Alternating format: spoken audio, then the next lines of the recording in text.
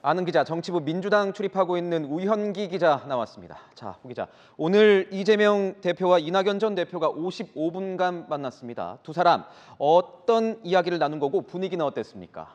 네, 앞서 리포트에서 이 회동이 끝난 뒤 두 사람의 모습을 보면 표정이 좀 어두워졌죠. 실제로도 회동 내내 분위기는 상당히 엄중했고 서로 같은 얘기가 계속 반복된 것으로 전해졌는데요. 제가 이 전 대표에게 어떤 얘기를 나눴는지 직접 물어봤습니다. 이 전 대표는 이 대표에게 변화를 통한 단합을 해야 한다고 말했다고 했는데요. 이 대표는 당을 나가지 말고 안에서 해야 한다는 한 가지 안을 가져왔다고 전했습니다. 이 대표와 이 전 대표의 입장차가 전혀 좁혀지지 않았다는 거죠. 이재명 대표님께서는 당은 기존의 시스템이 있다. 사퇴나 비대위를 수용하기 어렵다. 엄중한 시기인데 당을 나가는 것보다 당 안에서 가능한 길을 찾는 것이 중요하다.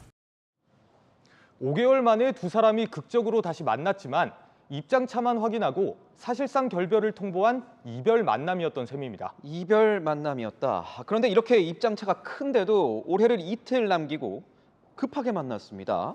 왜 그런 겁니까? 네, 사실 양측의 입장차가 컸기 때문에 이 오늘 회동에도 극적인 봉합 가능성은 낮을 것으로 관측이 됐는데요.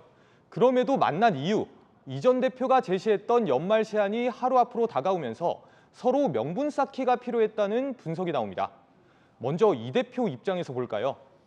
이 전 대표의 신당이 만들어지더라도 마지막까지 끌어안기 위해서 최대한 노력했다는 증거를 남기려 한 것이란 해석이 나오고요.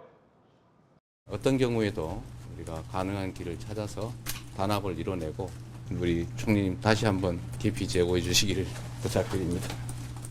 반면 이 전 대표 입장에선 자신의 요구가 계속 거절당해 어쩔 수 없이 신당 창당을 선택하게 됐다는 명분을 쌓기 위함이었다는 거죠. 오늘 변화의 의지를 이재명 대표로부터 확인하고 싶었으나 안타깝게도 확인할 수 없었습니다. 그러면 당 안팎에서는 오늘 회동 어떻게 보고 있습니까? 네, 친명계와 비명계 반응도 두 쪽으로 갈라졌습니다. 친명계는 이 대표가 수용할 수 없는 카드를 이 전 대표가 내밀었다는 반응입니다.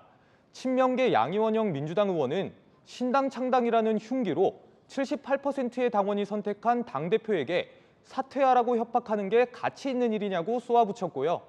반면 비명계 이상민 무소속 의원은 오늘 회동을 부질없는 짓으로 평가하면서 이재명을 퇴출시키지 않으면 크게 후회할 것이라고 비판했습니다. 박지원 전 국정원장은 결별의 명분만 쌓여가는 오늘 걱정과 만감이 교차한다고 평가하기도 했습니다. 네, 그러면 앞으로 이재명, 이낙연 두 전현직 대표의 행보도 정말 다를 것 같습니다. 네, 그렇습니다. 이재명 대표는 어제 공관위원장으로 이명백 고려대 명예교수를 임명했죠. 앞으로 총선 체제 전환과 공천 준비에 박차를 가할 것으로 보입니다. 반면 이낙연 전 대표는 오늘 언론 인터뷰에서 신당 창당에 필요한 절차들을 밟아갈 것이라고 밝혔는데요.